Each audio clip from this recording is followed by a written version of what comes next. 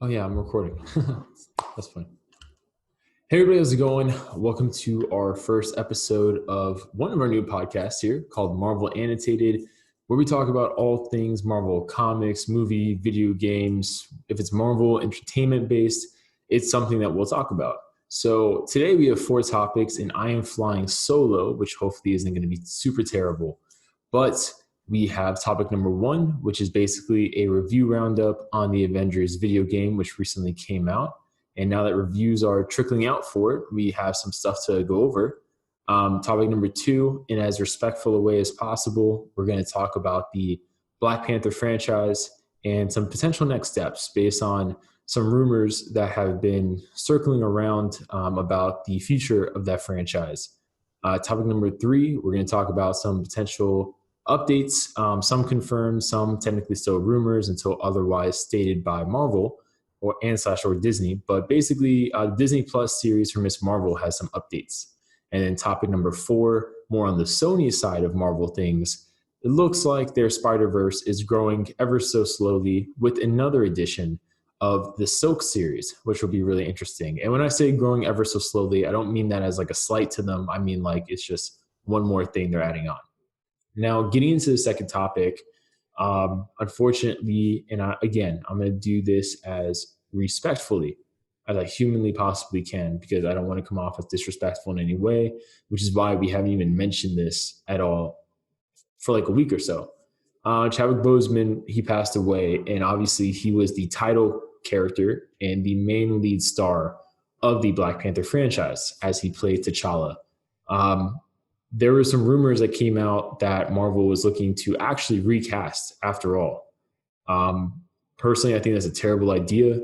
And if that rumor is true, I just thought I would share what I think maybe would be, just an idea to consider for next steps with the franchise. Since with a franchise like this, whether, in a perfect world, you wouldn't have to make a next, iteration of the Black Panther movie because really the first movie was a pretty good one and done film. In all honesty, the character and their, in T'Challa's other appearances in the Avengers movie, nothing was too left outstanding, I don't think. So if you didn't make a Black Panther 2, it would make sense. You know what I mean? Like it wouldn't be a huge loss in terms of like a major cliffhanger never being followed up on, especially since Bucky, instead of being a character that some people thought would just be a side character of the Black Panther franchise, becoming the White Wolf.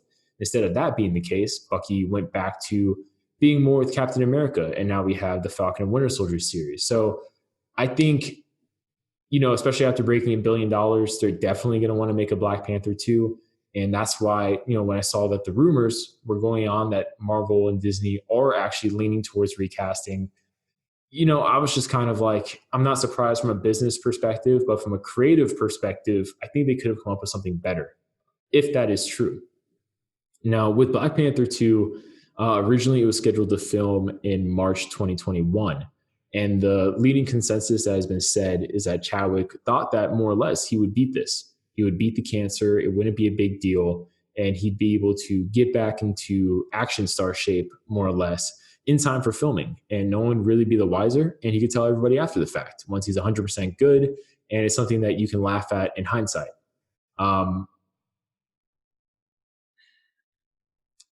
That obviously wasn't the case, unfortunately.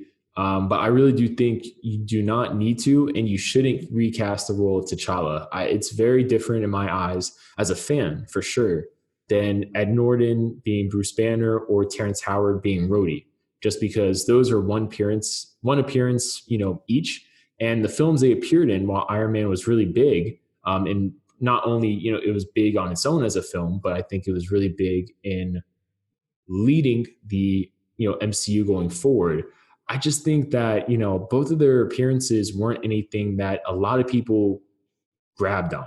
You know what I mean? Like people enjoyed them, but no one really went afterwards. Like, I thought Ed Norton made a good Bruce Banner, but, I wasn't going to be heartbroken or upset at the same level I would be if, let's say, Hugh Jackman, they bring a new Wolverine. I'd be like, Hugh Jackman is Wolverine, in the cinema, in a cinematic eye kind of perspective when I think of him in film. Same way for Patrick Stewart, even though James McAvoy, I thought did a great job being Professor X. I still think of Patrick Stewart as Professor X. And the same thing with Ian McKellen as Magneto. And it's just like certain actors, Robert Downey Jr. as Iron Man, like certain actors are just too synonymous with the role that when they do finish their performances, in some respects, it's almost just better to let the character lie, if you may. So I do think they should not recast the role of T'Challa. I don't think also they should revive Killmonger. I've seen that floating around as a pitch and a rumor, so to speak. I personally think that would ruin parts of Eric Killmonger's story. I also think it would feel way too forced.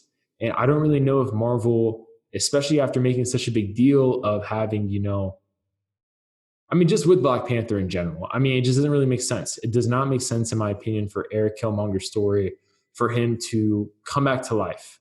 And then not only come back to life, but then become the new Black Panther. I just feel like it causes way too many issues. You'd have to change a lot of core elements of the character.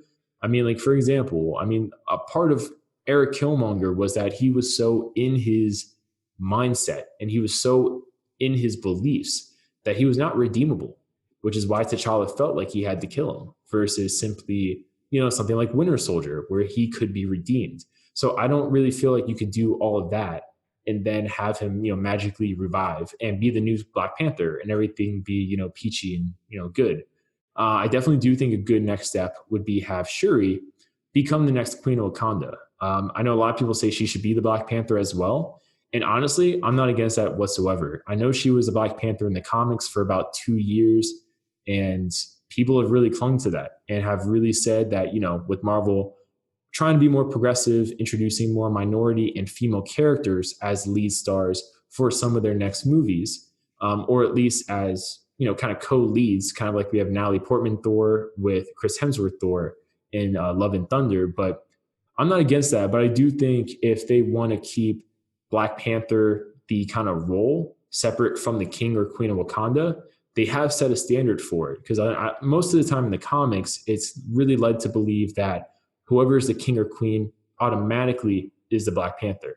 But in the film, they kind of made it seem more so that it's technically two separate roles, just traditionally held by the same individual until that king or queen becomes too old. And then they pass it down to either their heir, successor, or whatever chosen warrior they pick, which is why I thought it was interesting when we were introduced to T'Challa, in Civil War. He wasn't already king. He was prince, yet still already the Black Panther, which I thought was very interesting. But yeah, I think, it would make a lot of sense if you want to do this. And if you don't want Shuri to be the Black Panther, since it seems like they already tried building her character and niche in terms of being like the tech sciencey person, kind of like the Q to Black Panther's James Bond, if you will. You could always have a new warrior be Black Panther. And I think whether they do a new warrior as Black Panther, succeeding T'Challa in that role while Shuri's the queen, or if they do Shuri as the queen and as a Black Panther, I think they should focus more on the whole King of Necropolis aspect of Black Panther. I always thought that was a really cool thing. Obviously, it'll be really hard with Chadwick gone to, let's say, communicate with his spirit, so to speak. But I think there's creative ways around it. You could have the actor that played T'Chaka reappear.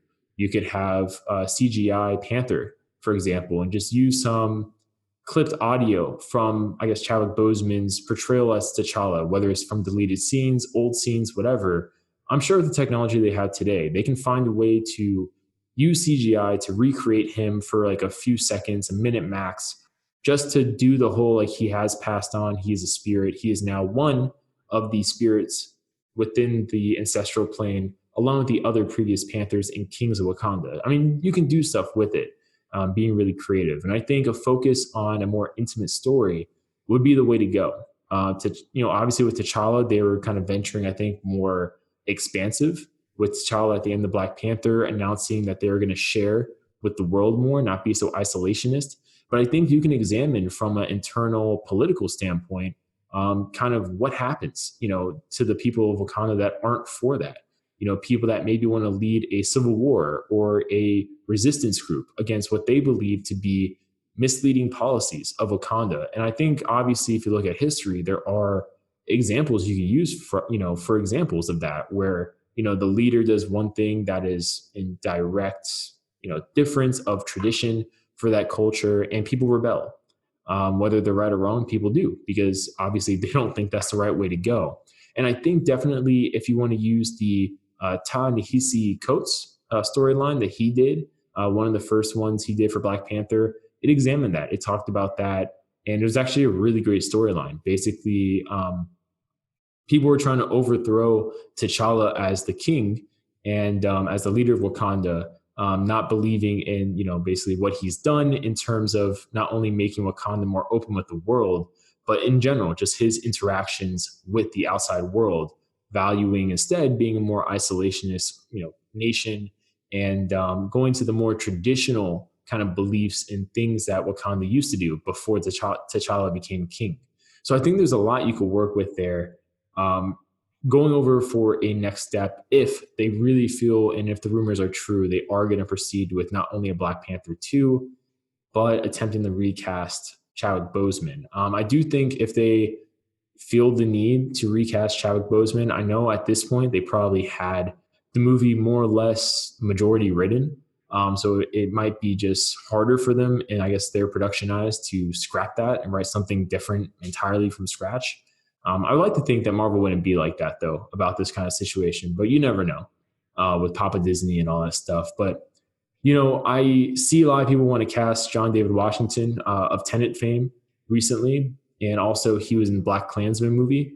But I actually think this would be a great opportunity. Black Panther is already a very well-known character, billion-dollar franchise. Cast an African actor. I would really be interested in that, especially since I believe they established that in Wakanda, they natively speak Xhosa. So that'd be really interesting, I think, if they had an actual actor that speaks that, maybe a South African actor and an actor from elsewhere in Africa. Just that'd be a great opportunity for exposure for that individual for sure, if they're not familiar with Hollywood performances already. But also, it would just bring a nice authenticity, I think, to the character, since for the most part, there's not many non-American characters in the MCU, and even Scarlet Witch pretty much has lost her accent. You wouldn't really even know if you just saw the recent Avengers movies that she's from Sokovia for the most part. But that's kind of my thoughts on this. I didn't want to go into certain areas with this topic that I thought would be disrespectful to Chadwick's passing and his memories. So if you guys think I did, please let me know in the comments. But I'm just trying to keep it, as not logical, but just keep it real, basically, in terms of what I was hearing. But leave your comments below. What do you guys think the Black Panther franchise should do going forward? Should Shuri take over? Should they just not make a sequel, recast, or not recast, and have like something like I said before, where you can have Shuri as the queen and leader of Wakanda still calling the shots, but instead of being the Black Panther herself, maybe she picks another warrior to do it. Since it seems like for the most part, when you're the Black Panther, it's really hard to be Panther and king or queen, based on what T'Chaka said. And just in general, I mean, you can't travel as much as you do as the Black Panther on missions and also be a really successful head of state without, someone to help you rule like a partner, which T'Chaka had. But yeah, that's pretty much my thoughts on that. And yeah, it's really awkward, moving on from this topic, because I was trying to be really respectful, and I hope I was, honestly. Thanks for watching this episode. I was flying solo, so hopefully it wasn't too bad. But let me know in the comments down below things I could change up when I'm doing this kind of thing solo, so I can make the best episodes for you guys as possible. But comment down below what topic was your favorite, and I'll see you guys later.